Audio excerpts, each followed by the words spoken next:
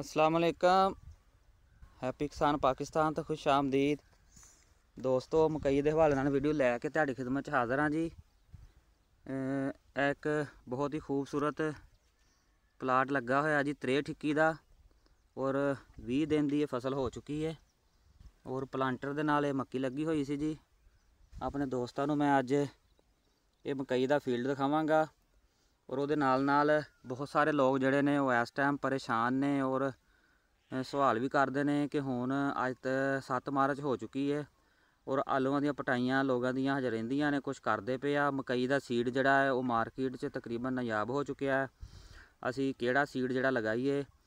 मैं दसंबर दे विच जिहड़ी seed rate की वीडियो दित्ती सी उहदे च अपने दोस्तां नूं मशवरा दित्ता सी कि लेट आलू लगाने वाले जिहड़े दोस्त ने वो सीड जिहड़ा टाइम नाल लैके रख लैन, क्योंकि मक्की की काश्त जिहड़ी ज़्यादा है, इहदी वजह तो सीड जिहड़ा वो ब्लैक हो जाने का खतरा है। और अगर देखा जाए तो काफ़ी सारे सीड जिहड़े इस टाइम मार्केट च ब्लैक चलते पे आ और बहुत सारे दोस्त पुछते आ जी हुण असीं किहड़ा सीड लगाईए।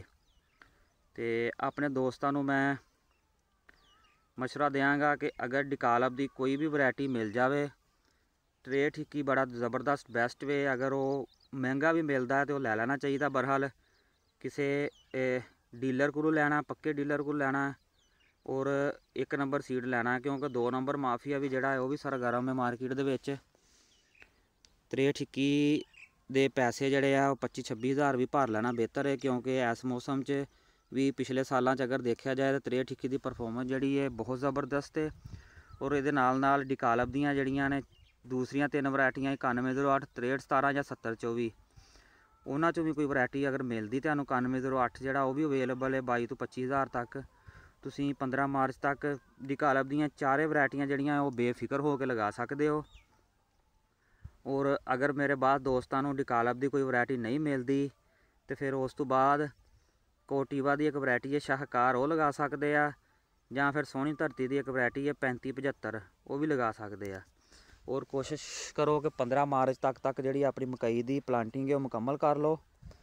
15 मार्च तो लेट जी है वो मकई ना लैके जाओ, क्योंकि अगर गर्मी ज़्यादा पै जाए तो फिर मुख्तलिफ वरायटियाँ जड़ियाँ ने वो मकई दी मुख्तलिफ जड़ियाँ वरायटियाँ ने वो परफॉर्म नहीं करदियाँ। डिकालप दी वरायटियाँ जड़ियाँ उन्हां सब नालों ज़्यादा गर्मी बर्दाश्त करने की सलाहियत जी मौजूद है। बहरहाल मार्केट च तकरीबन वो ख़त्म हो चुकियां ने। तो इस वजह तो कोशिश करके मैं अपने दोस्तों को मार्च के विच ऑप्शन दसी है कि हुण मौजूदा सूरत हाल नूं देखते हुए वो किस तरह अपनी मकई की फसल नूं मैनेज कर सकते हैं। कोशिश करो दोस्तों 15 मार्च तक अपनी प्लांटिंग जी मुकम्मल कर लो। डिकालप दियाँ 4 वरायटियां कोई भी वरायटी लगती बेफिक्र होकर लगा लो। और उस तो बाद शाहकार और 35 75 की ऑप्शन है जी, इन्हां कोई सीड लैके तुसीं लगा लो। और मैं दुआ गो हाँ जी कि 2025 का जोड़ा मकई का सीज़न है वो किसानों वास्ते बेहतरीन और मुनाफा बख्श जोड़ा साबित होए। मैं रिक्वेस्ट कराँगा वीडियो के एंड ते जोड़े दोस्तों ने हजे तक हैप्पी किसान पाकिस्तान सबसक्राइब नहीं किया वो हैप्पी किसान पाकिस्तान सबसक्राइब कर लो, बैल आइकन दबा लो, ताकि मुख्तलिफ फसलों के हवाले नाल और मुख्तलिफ फसलों के रेटों के हवाले नाल वीडियोज़ जड़ियाँ हैप्पी किसान पाकिस्तान ते अपलोड होंदियां ने तुहानूं बर वक्त देखने को मिलदियां रहन। अल्लाह हाफिज़।